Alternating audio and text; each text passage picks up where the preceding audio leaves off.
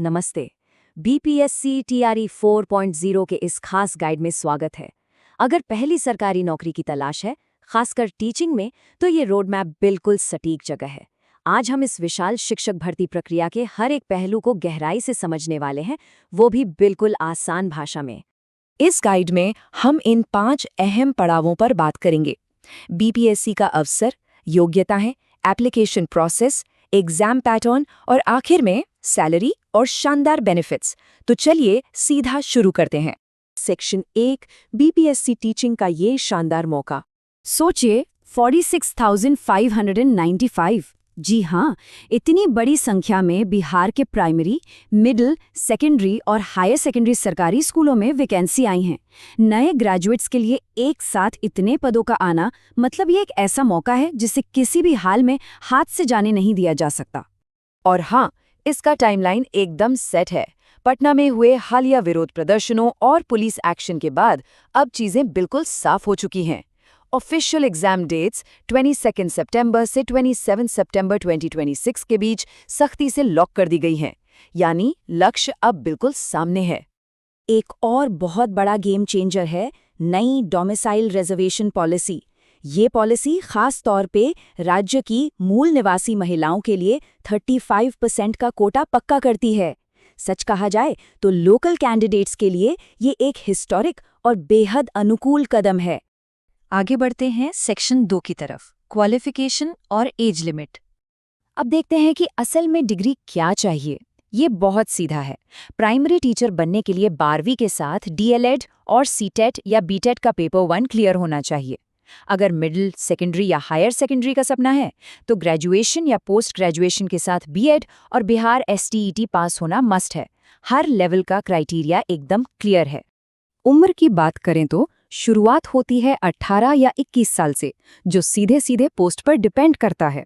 और maximum age general male candidates के लिए 37 साल, जनरल फीमेल और ओबीसी या बीसी के लिए 40 साल और एससी एसटी कैंडिडेट्स के लिए 42 साल। सब कुछ एकदम पारदर्शी रखा गया है। अब आते हैं सबसे क्रिटिकल पार्ट पर, section 3, step by step application process. Form भरना किसी भूल भुलैया से कम नहीं होता है ना, लेकिन इसे सिंपल बनाते हैं। ऑफिशियल वेबसाइट onlinebpsc.bihar.gov.in पर जाना है। सबसे पहले वन टाइम रजिस्ट्रेशन यानी OTR पूरा करना है, फिर अपनी पर्सनल और एजुकेशनल डिटेल्स भरनी है और आखिर में फीस पे करनी है। इस पूरी प्रक्रिया में कोई भी तकनीकी गलती करने से बचना बहुत जरूरी है। और हाँ, फॉर्म सबमिट करने और 200 से 750 रुपये के बीच की फीस चुकाने से पहले कुछ डॉक्यूमेंट्स का स्कैन हमेशा रेडी रखना चाहिए, जैसे आधार कार्ड या वोटर आईडी, रिजर्वेशन का फ़ायदा लेने के लिए domicile certificate, educational degree, passport size photo और सिग्नेचर। चलिए रुक करते हैं सेक्शन 4 का, एग्जाम पैटर्न और कुछ बहुत ज़रूरी स्टडी टिप्स। सबसे बड़ी खुशखबरी, पारंपरिक सरकारी परीक्षाओं की तरह इसमें प्रीलिम्स, मेंस या पर्सनल इंटरव्यू की कोई बाधा नहीं है। जी हाँ, इंटरव्यू में पसीने छूटने वाली टेंशन बिल्कुल खत्म। ये पूरी तरह से एक सिंगल स्टेज रिटन एग्जाम है। सारा फोकस सिर्फ आपके ऑब्जेक्टिव टेस्ट स्कोर पर होगा। नए ग्रेजुएट्स के लिए इससे बड़ी राहत की बात क्या हो सकती है। लेकिन रुको, एक बहुत बड़ा सवाल। सिर्फ 2.5 घंटे और 150 सवाल, इसे कैसे मैनेज किया जाए? सच कहूं तो इतने भारी दबाव वाले एक ही एग्जाम में टाइम मैनेजमेंट ही वो ब्रह्मास्त्र है जिसे हर हाल में मास्टर करना ही होगा। इस चुनौती को पार करने के कुछ अचूक तरीके हैं। सबसे पहले state.bihar.gov.in से सीधा ऑफिशियल सिलेबस डाउनलोड कर लेना है। पढ़ाई सिर्फ और सिर्फ ऑफिशियल एनसीईआरटी और एससीईआरटी की किताबों से करनी है। इंटरव्यू की फिक्र छोड़िए और पूरी तरह रिटन एक्यूरेसी पर फोकस कीजिए। और सबसे अहम, पूरे 150 मिनट वाले मॉक टेस्ट की प्रैक्टिस। यही टाइमिंग एग्जाम में जीत दिलाएगी। अब उस टॉपिक पर आते हैं जिसका सबको इंतजार रहता है, सेक्शन 5, सैलरी और रिवॉर्ड्स। 7वें वेतन आयोग के हिसाब से शुरुआती बेसिक पे बहुत अट्रैक्टिव है। प्राइमरी टीचर के लिए 25,000 रुपये, सेकेंडरी के लिए 31,000 और हायर सेकेंडरी पदों के लिए 32,000 रुपये। करियर की शुरुआत करने वाले किसी भी इंसान के लिए ये एक बहुत ही सॉलिड और सुरक्षित स्टार्ट है।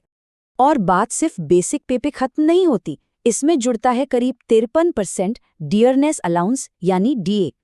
इसके साथ हाउस रेंट अलाउंस यानी एचआरए और 1,000 रुपये का मेडिकल और ट्रैवल अलाउंस भी। यह सब मिलकर ग्रॉस सैलरी को उस लेवल पर ले जाते हैं जो सच में बहुत स्थिर और सुकून देने वाली होती है। जरा सोचकर देखिए, एक सरकारी शिक्षक के रूप में क्लासरूम में कदम रखना सिर्फ एक स्टेबल पेचेक के बारे में नहीं है, ये मौका है भविष्य को आकार देने का। एक महत्वाकांक्षी नए ग्रेजुएट के लिए अपना भविष्य सुरक्षित करने और अगली पीढ़ी को सशक्त बनाने का इससे बेहतरीन माइलस्टोन क्या हो सकता है? तो क्या इस बदलाव की शुरुआत करने की तैयारी पूरी हो चुकी है?